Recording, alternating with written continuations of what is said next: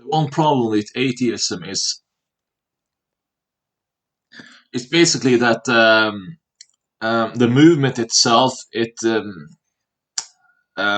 first of all, they mainly have background in often being supportive of authoritarian socialism. That's why I don't really trust atheists in that sense. I mean, I'm not saying atheists are bad. I mean, I live in Norway, so just because you don't believe in God doesn't mean you're a bad person. Um, but you know the stereotypical American atheists who are obnoxious and annoying. But But I think the whole lifestyle in America is different than Norway or any other places, and that might be why people are obnoxious in other places. Because in the USA, it's more like the wild west.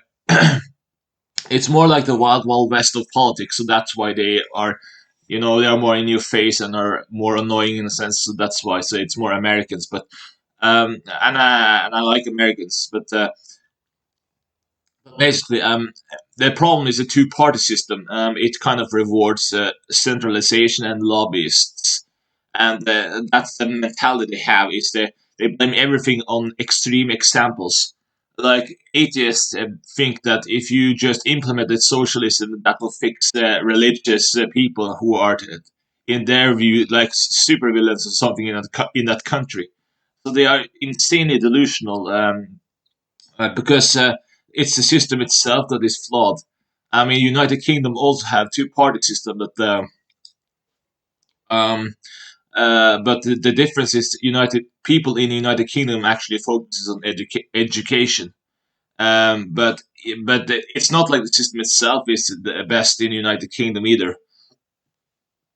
The problem is with the two-party system is it allows for centralization rather than having parties that you can ideologically agree with. Like example for if you want to vote for a social democrat or libertarians or let's say you are on the right, you want to vote for anti-immigration party or right party. I don't really like right wing party because I think the idea is they want to enrich companies, but in reality, I think they're just making themselves rich and just selling out to foreign investors. But that's just my opinion. But I think anti-immigration is okay if there is a point to it. Like let's say there has been some huge troubles and it's documented, and so they get in to just fix it. But that's only if there are some massive problems.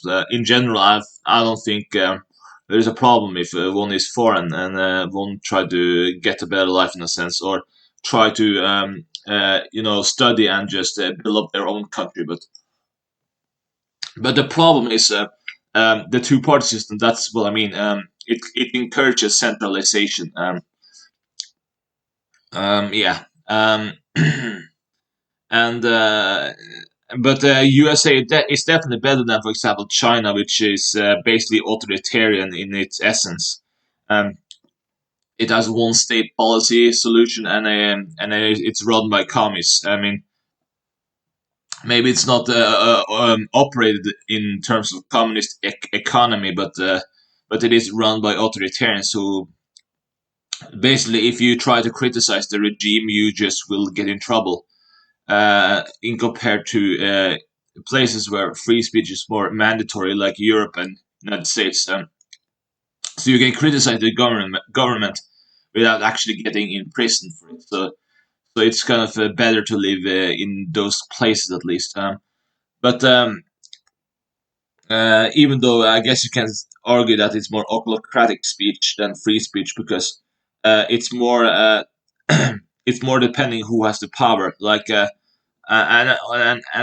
the thing is, I don't really like socialists because they really do act authoritarian in its nature, and that's where I get to atheism because if you remove religion or religious oppositions, and I think the one thing I dislike about the religious culture is devotion cultures like Catholicism or Sunni Islam.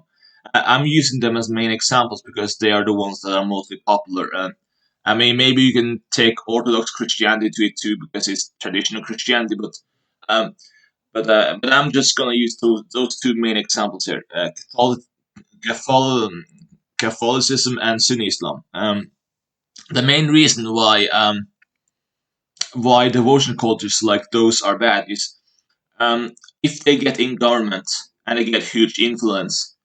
Um, you have seen how medieval Europe was when Catholicism was run right, and in modern time you can also see how the effect is when Sharia or Sunni Islam is run in a government or a country. The problem is it doesn't actually develop much because your whole focus in life is only to get to heaven. You are not focused on actually trying to improve society or help people in society. You just try to achieve some heavenly goods. And there's nothing wrong with being religious, but when devotion cultures get into government, it actually stagnates the society, and it actually is counterproductive to actually, you know, the problem is it doesn't help people. It just is a way for elites, and it's also the history of authoritarians. This is also what religious authoritarianism does. If you have a culture that is about that, so devotion culture is kind of like that, and that's why I don't like them. But then you have cultures that are like Protestantism and secularism, which develop a work culture. Protestant Christianity developed more work culture because all you had to do was just believe in Jesus and that's it. Just be a good Christian. You don't have to devote your life like a crazy person. I mean, when I mean crazy person, I mean someone who does absolutely nothing but devotion. But Protestantism just followed, believed in the Bible as the only truth, and that's the only thing you needed instead of following church tradition that Catholicism was about. So that's probably why they developed a work culture, and that's what I mean is devotion culture is bad. I don't think religious culture is bad, but values. A bad value system can be bad. Um, Either case, maybe we're getting off topic here, but my problem is if the world got atheist, problem is you would just replace religion with socialism.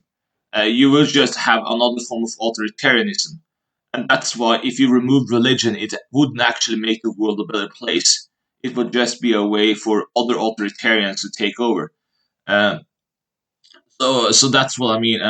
So I think it's kind of delusional to think that religion is the root of all evil when it's in reality. If you look at history of evolution, it's people who try to have full control and manipulate people, and socialists are good at manipulation. I mean, if you look at Benito Mussolini, that guy was a revolutionary Marxist, and guess what he created? Fascism.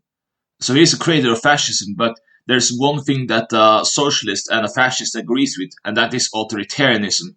And this also led to Nazis, which is kind of like a worst form of fascism. Um, basically, the only difference is a socialist believes in globalism and a fascist believes in nationalism. And that's the only difference. But but that's the only end goal that they differ on.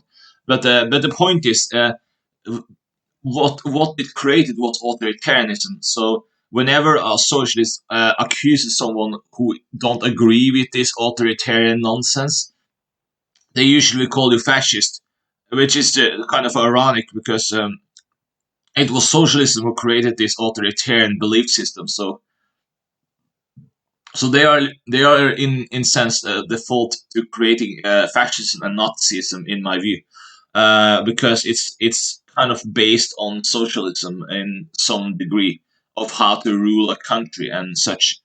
Um, but yeah, I just want to share this video. If you disagree, that's fine. Feel free to agree or disagree.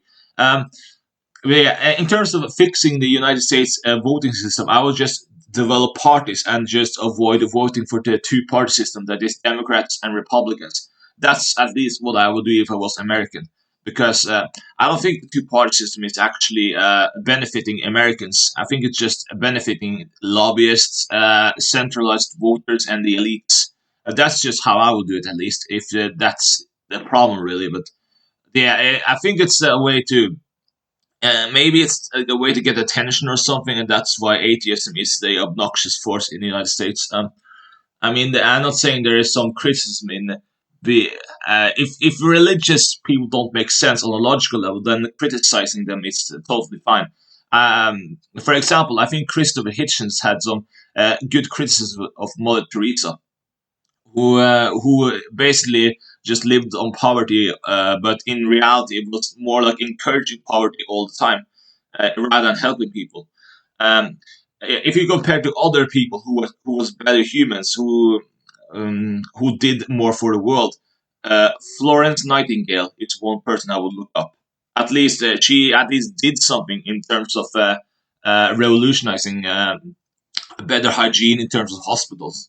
So at least that one is at least a good person in terms of that. But yeah, thank you for listening and bye.